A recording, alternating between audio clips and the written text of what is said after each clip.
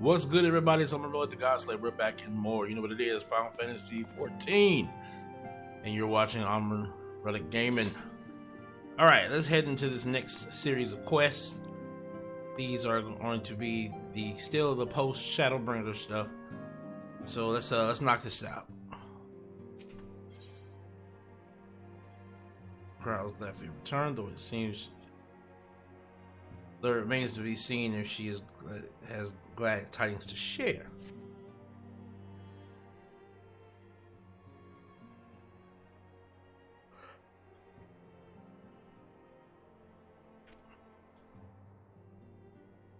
Come to inquire after the Archons or not. Master Matoya's treatment has proven effective. We mustn't go complacent, however.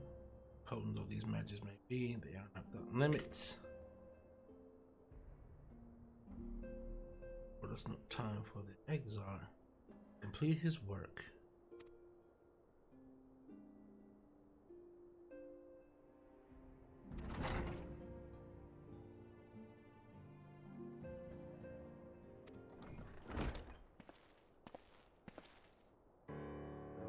Oh, Maximo. Been a minute since we seen him.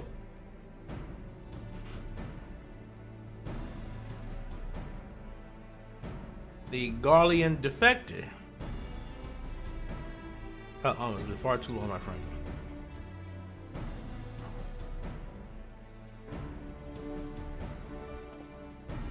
Forgive me. I don't believe we have been formally introduced. Maximo, former Garlean ambassador. I remain here in Eorzea under the auspices of Commander Alden, offering what counsel I can in the hopes of resolving the present conflict with the Empire.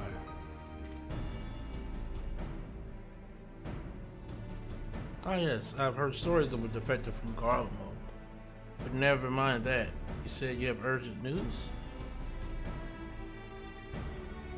Indeed, as you may have heard, the Imperial capital is in turmoil, and a sizable portion of the Garlean forces have been recalled from the Gimlet Dock.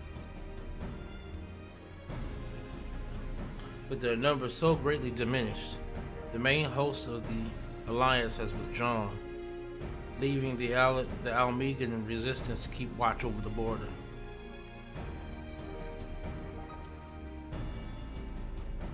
And it is there we have welcomed a most unexpected visitor who claims that this de-escalation may belie growing dangers and unforeseen threats.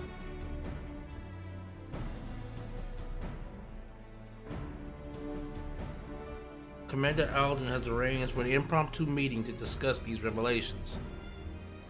He has also requested a representative of the Scions attend as well, though it was clear to whom he wished I extend this invitation.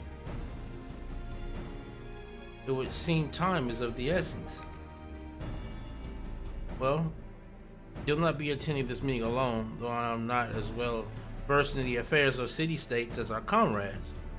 I see no reason to burden a single Scion with all this. Yes, of course. We must make for the Alamegan quarter with all haste. Well, what are you waiting for? Get going, you two.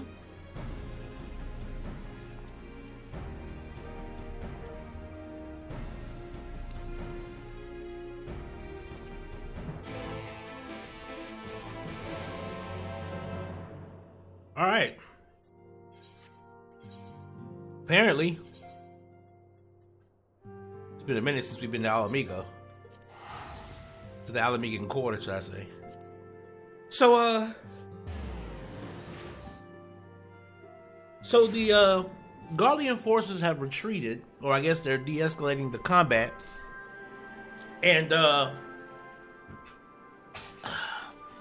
that's got some of the leaders worried. So there's this big meeting that's being held down now that we gotta go and be a part of.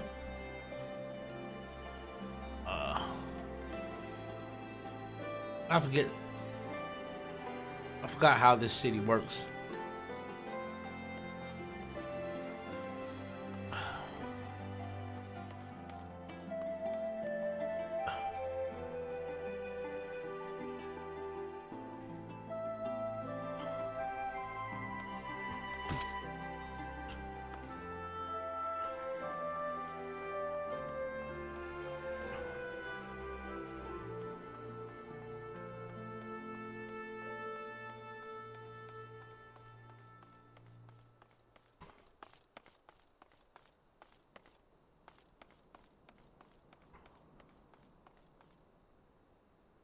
alleyway.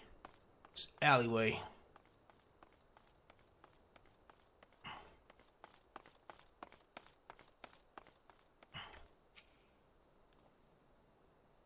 Commander Alden awaits us in the Royal Palace, if you will follow me.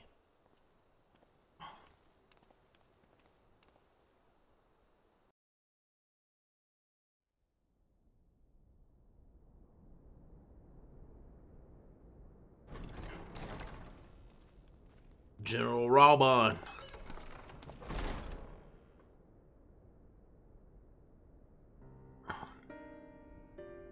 Gaius Van Baelsar. They're here, Commander.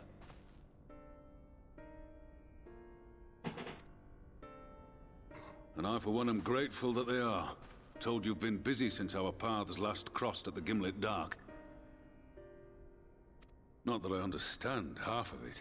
When the Scions spoke of other worlds, I'd struggled to describe what I pictured.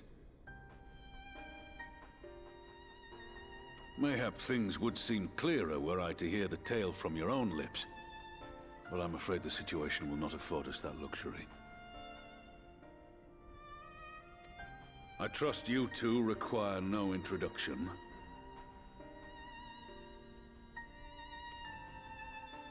We meet again, hero of Eorzea.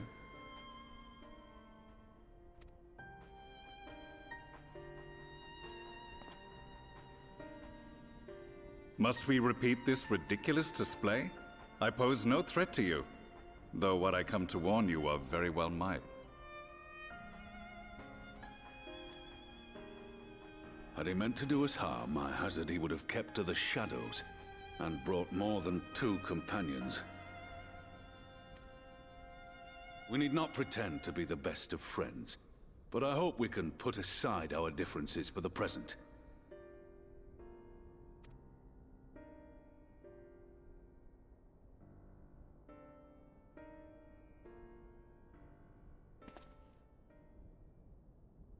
As you are doubtless aware, Sir Estinian and I cooperated to rid the world of Black Rose in your absence.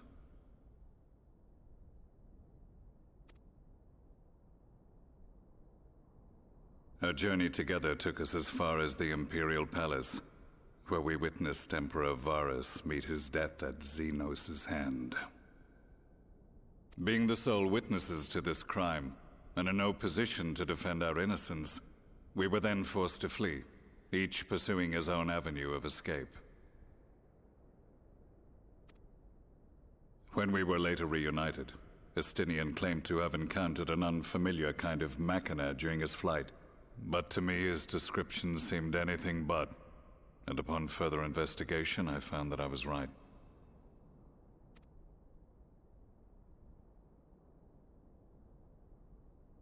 The Empire is developing a new Ultima weapon.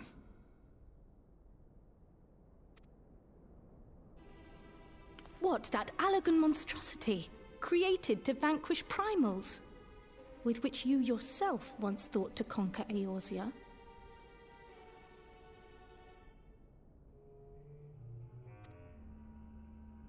The same. In my foolishness, I sought to harness its power, and became the Ascian's pawn in so doing. But you know as well as I how that tale ended. The weapon itself, excavated from beneath this very city, was destroyed ere we could fully unravel its secrets, and that should have been the end of it.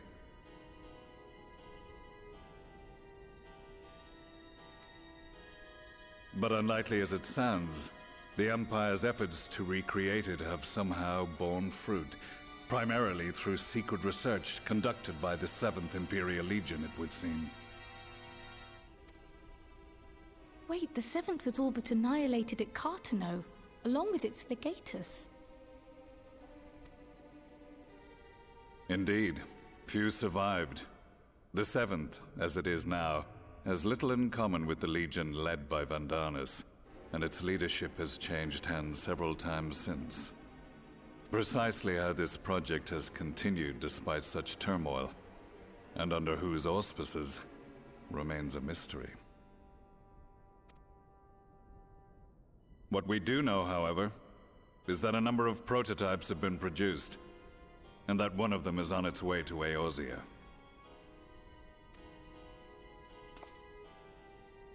We attempted to stop it, but it was all we could do to slow its progress, so we resolved instead to bring you warning. And right glad are we that you did, though it soundly dashed our hopes that tensions might ease at last. As it is, we've begun to strengthen our presence in the Gimlick Dark, and are assembling a force to meet the coming threat. A force with you in its vanguard, I hope. Before you say anything, I know full well you have pressing concerns of your own.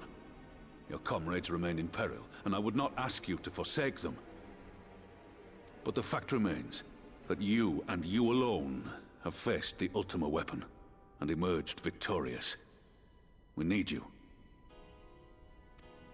And so, when the time comes, if your comrades can spare you, I bid you lend us your strength. I've assigned an officer to await your word.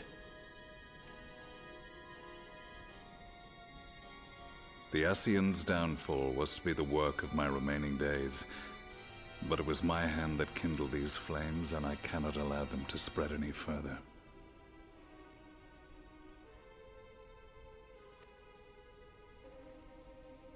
I will do what I must to see this mistake consigned to history once and for all. Even if it means begging your aid. The Fates will enjoy the irony, even as I endure the ignominy.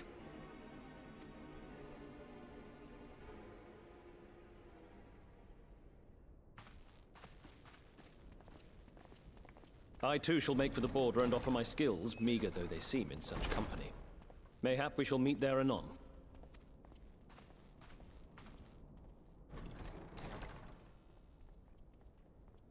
Though we can ill afford to ignore the coming of a new Ultima weapon, our friends' plight grows ever more precarious, and none save you can join them in the first.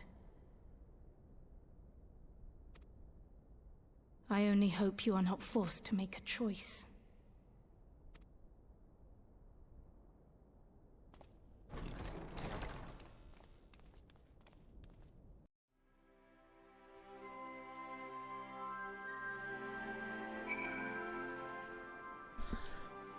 Damn.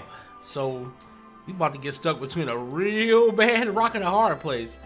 Dealing with this coming threat here, and trying to save our friends. As ever, the way forward is paved with difficult decisions.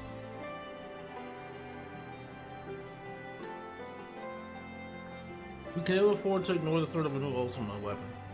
With each passing day, the plight of the Scions grows ever more perilous. If you cannot stay for a debriefing on the ultimate weapon, I will not stop you. I only ask that you confer with me before returning to the first.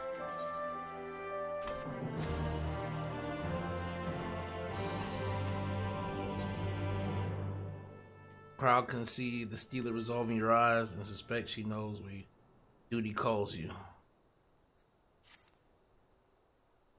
I take it you're ready to return to the first. Then I would ask that you are apprised of the others of recent events here in the source, namely Xenos' return and the development of a new ultimate weapon. As for their bodies, you may assure them, Master Ritoya, and I will continue doing what we can to keep their corporeal aether stable. Safe travels, Amon. I hope to see you in the other Scion soon.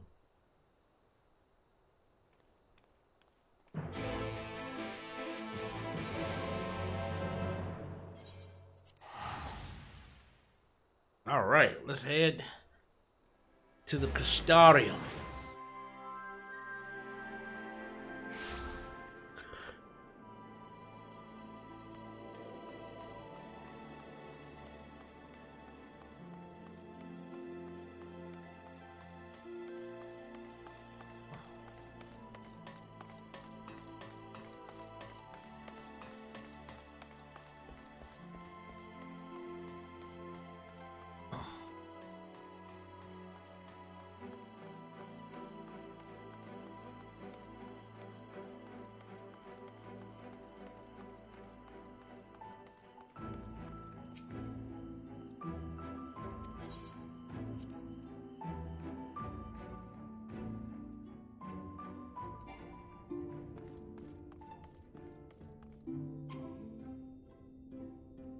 You come at a most opportune time, my friend. I've made something of a breakthrough in my research on the soul, and I mean to return the science home. I trust you two have been making good use of your time. Ill tidings from the source, you say? No, then I will summon the others that we might all be appraised of the situation.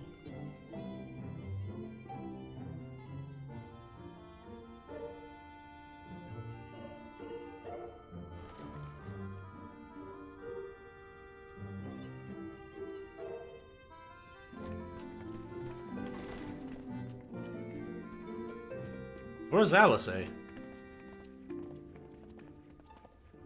Where we is... are all here. What news from the source?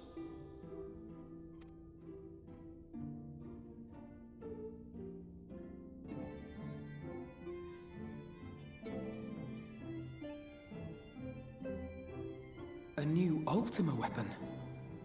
We must count ourselves lucky that Gaius has pledged his assistance.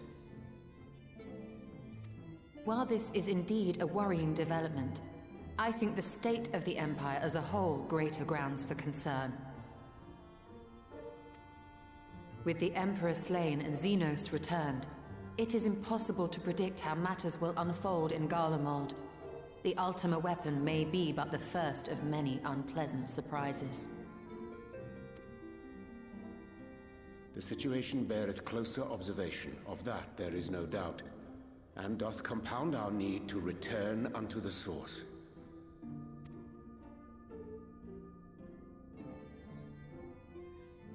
Then let us address that issue.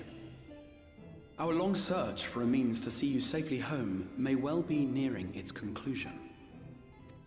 Thanks in large part to Urianger and Beklug's invaluable insight, we have succeeded in fashioning a vessel for the journey.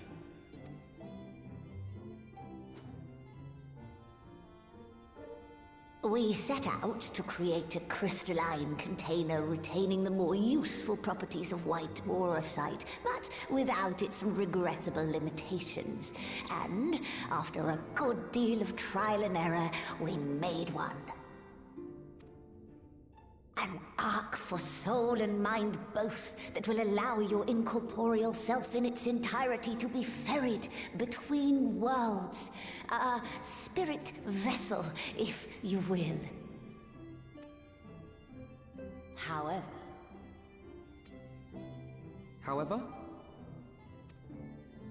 Though the vessel is possessed of the requisite qualities to hold mind and memory, it wanteth yet for a means to receive of them. For that, we must needs imbue it with the Exarch's innate gift. A gift that lives on only through the blood of the Allagan Emperors, which certainly does not flow within aurosite or any other crystal. Just so, milady. The blood serveth as a conduit of sorts. In its absence, memory cannot pass from mind unto mind, nor from flesh unto crystal. That being the case, we must either alter the process of inheritance so as to require no such thing, or determine a means by which my blood may permeate the vessel. I am hopeful that the records found within this tower will yield the knowledge we require to pursue one or the other of these avenues. As well you should be. The Allagan's body of etherological research is extraordinary. I can scarce believe it the work of ages past. But its underlying principles are not so very different from those of my own field of study. Given time, we will find the answers we seek.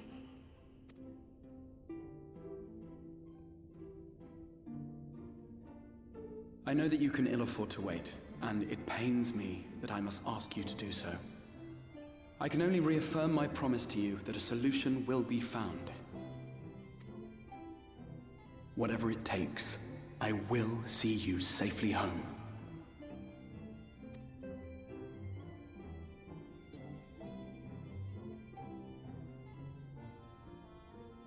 My apologies.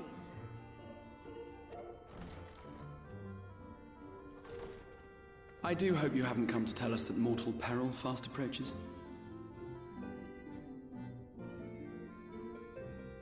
Oh, that had me laughing. I do hope you haven't come to tell us that mortal peril past approaches. No. I had hoped to speak with the Warrior of Darkness. But there is no need to cut short your meeting on my account. I will be waiting outside.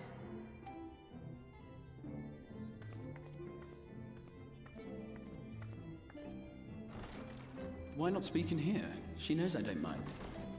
Unless she didn't want to. Perhaps I might accompany you. Though I am woefully ill-qualified to assist in the Exarch's research, I may yet be of some use to Lena.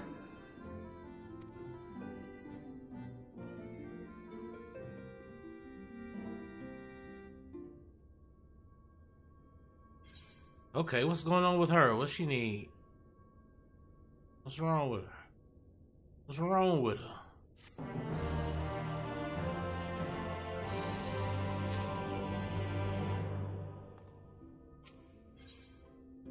Alphino is eager to assist Captain Lena. I must confess, while I enjoy my fair share of scholarly research, it will be good to step outside for a spot of fresh air. Now then, shall we go and speak with Lena?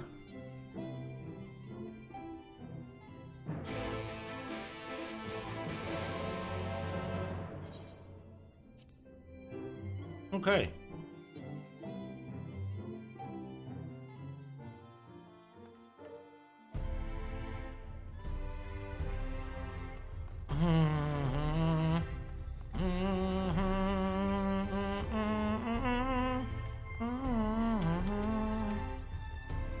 We have little time, so I'll be brief.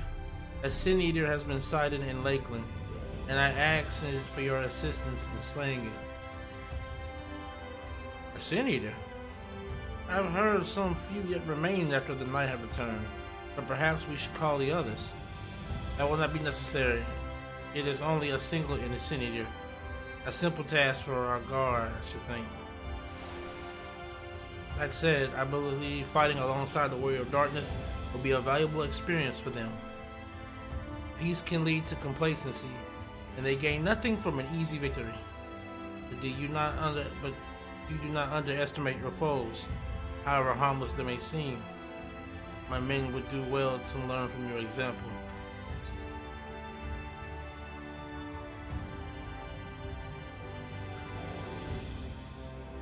Let's be about it then.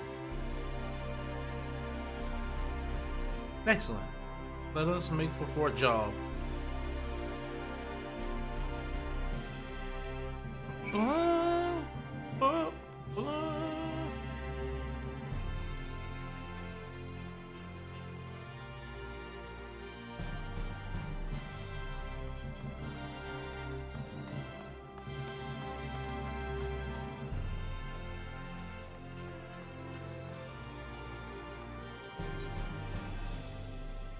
Alright, where we at here?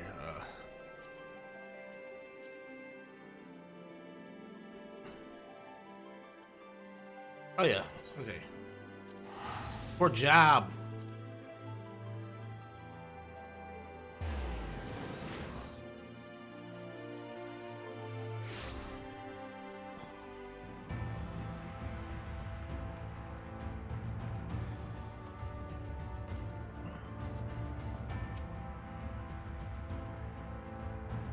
If you will wait here a moment, I will gather the others.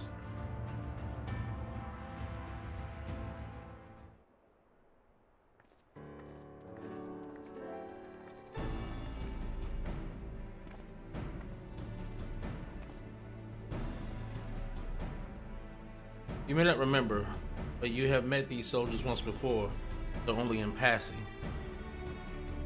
Long have they awaited the opportunity to fight at your side. I was at death's door the day that the senators attacked. If you and yours had to come along, I'd likely have stepped through. And I wouldn't have been alone. Your courage and selflessness is something we all aspire to. I too was there that terrible day. My friend was transformed into a Sin Eater before my very eyes. and I had no choice but to cut her down. The thought of returning to the field, holding a blade again, filled me with dread. But there is no way to honor her and my comrades, so I've returned. I swear I will not let you or anyone else down from this day forward. Pleasure to meet you, sir. It seems like only yesterday I watched as you took flight astride Amaro to go and save the Oracle. Strange to think the old modern soldiers we once locked blades with are now on our side. But we will do our utmost to keep the peace here in Lakeland.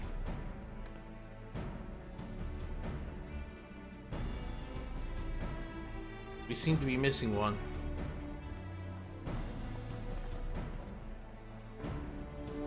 My apologies, Captain Lena.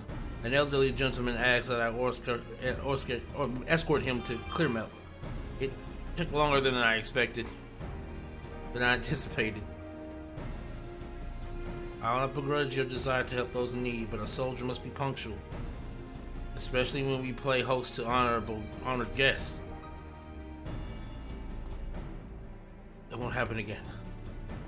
The name's Thaler. I'm sure you don't remember, but we met once before in the infirmary. Oh yeah, I remember that dude.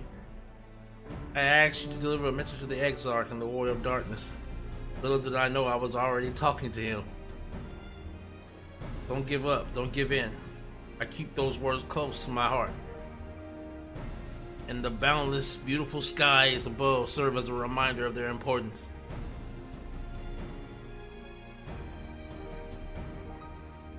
My friend got to see the knight's return shortly before he passed. He left this world with a smile, satisfied with the glimpse of what was to come. But there are countless others who weren't so fortunate. They gave their lives for the promise of a future they'll never know. And so it falls to us to do everything we can to fulfill that promise. No matter what happens, we won't give up. We won't give in.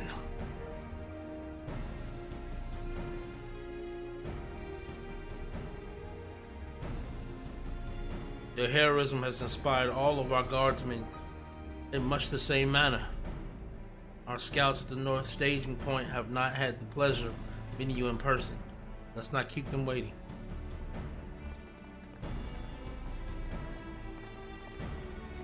Oh, so y'all just showing me off. Y'all just showing me off like I'm okay. Y'all just showing me off like I'm the shit. Hey, I'm down. I'm down. Let's go. Where we headed to? Oh, we headed to? Oh, we gotta run ahead of us. Grani.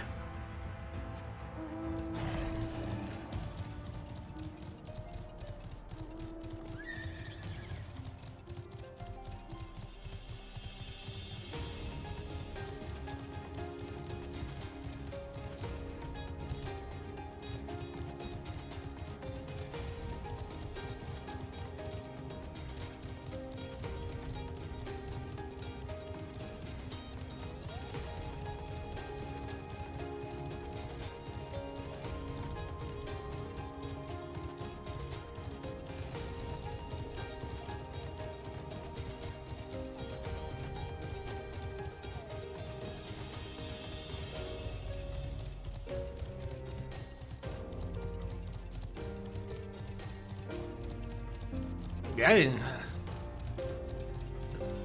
I know they can't put teleporters everywhere, and I know that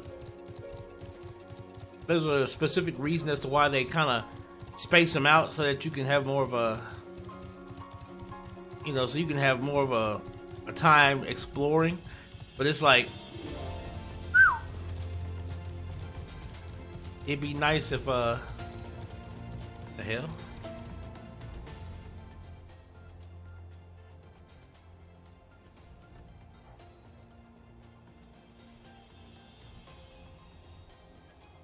Hell is that? What is that? It looks like a sin eater in a way.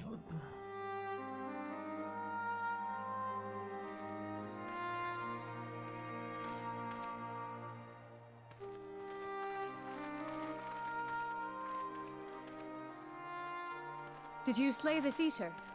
Your orders were to await the main force before engaging. No, Captain. It wasn't us, I swear it. A man came out of nowhere and cut it down before we knew what was happening. By himself? Certainly it is no Light Warden, but nevertheless. It's true. Felled it with a single swing of his axe, he did. I've never seen anything like it. So I says to him, "Who are you, the warrior of bleeding darkness?" And he says, "No, I'm a warrior of light." And that was it. Buggered off as quick as he came. Is that Arbor? A warrior of light? Why would someone go around calling himself that, though? It was those bastards who caused the flood. I mean, if you were going to pretend to be anyone, it'd be him, the Warrior of Darkness. Eh? Oh, I didn't know. It's an honor.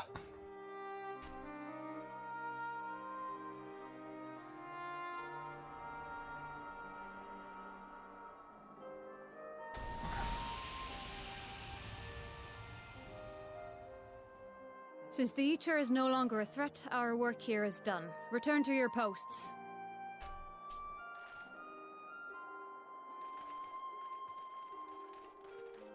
I had hoped to fight at your side today. But I'll continue to follow your example, and may we meet again. Yeah, that's right. Arbor and them are considered like the ones who started this. I apologize for the wasted journey. It seems I overestimated the threat.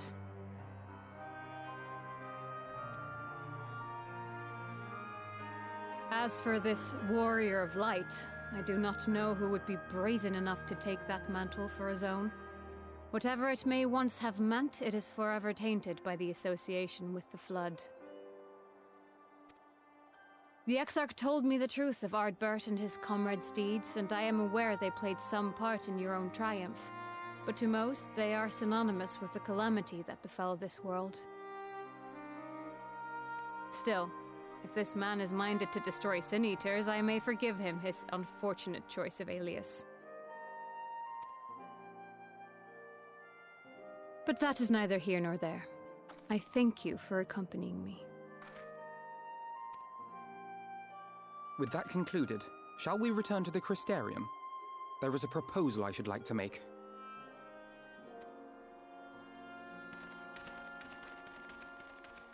Forgive me.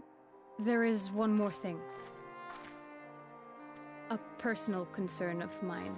I had hoped you might have a moment to speak privately. Take your time. I shall go on ahead.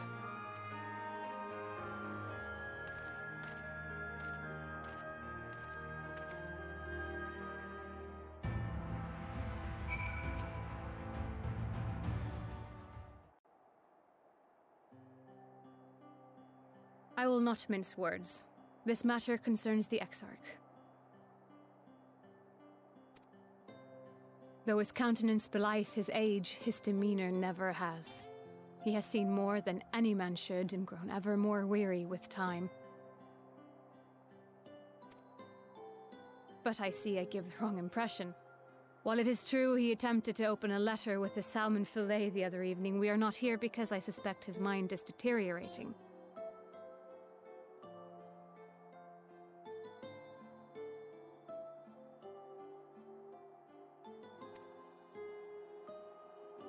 Nor do I believe him to be so maddeningly unconcerned by the prospect of his own death as he once was.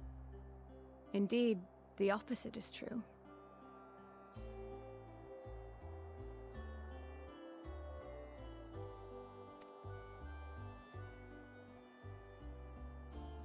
It is for this reason that I seek your advice. Since he returned from the Tempest, the Exarch is not as he was. He seems a different man, a younger man. I know not the details of his research, but when I saw him at work recently, there was a glint in his eye that I had never seen before. He looked happy. It was as if he had peered into the future and for the first time found joy there.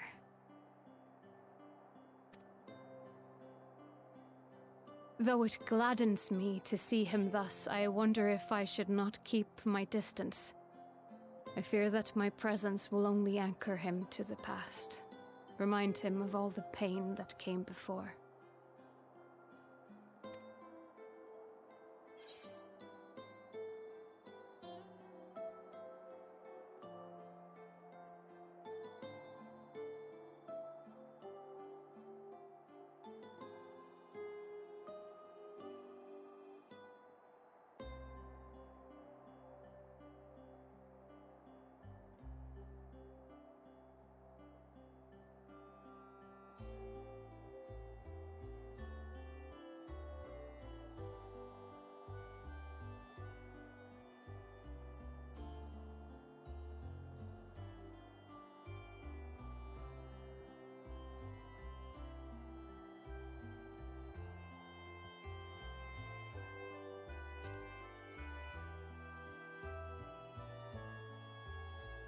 Is that so? Then perhaps we might remain as we were, as we have always been. What a relief.